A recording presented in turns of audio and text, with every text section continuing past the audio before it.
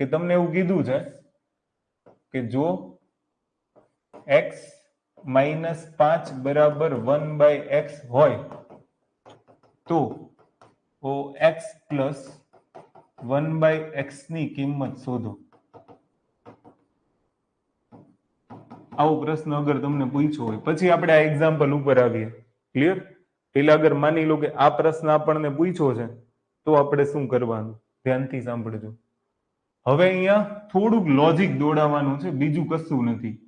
આ 1/x છે ને એને બરાબરની ડાબી બાજુ લાવશો ને તો માઇનસ થઈ જશે, અને આ -5 છે ને એને બરાબરની જમણી બાજુ લઈ જાઉં. જોજો અહીંયા x તો છે જ, આ 1/x ડાબી બાજુ આવશે તો -1/x, અને -5 બરાબરની જમણી બાજુ જાય તો કેટલા થઈ જાય? +5.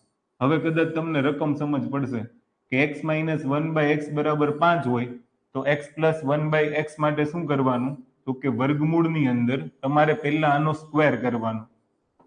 5 નો શું કરવાનો? સ્ક્વેર. હવે જો અહીંયા પ્લસ હોય તો નીચે શું આવશે? પ્લસ. બરાબર? અને વર્ગમૂળમાં 5 નો વર્ગ વત્તા 4, તો 25 વત્તા 4 કરશો ને તમારો જવાબ આવશે વર્ગમૂળમાં 29.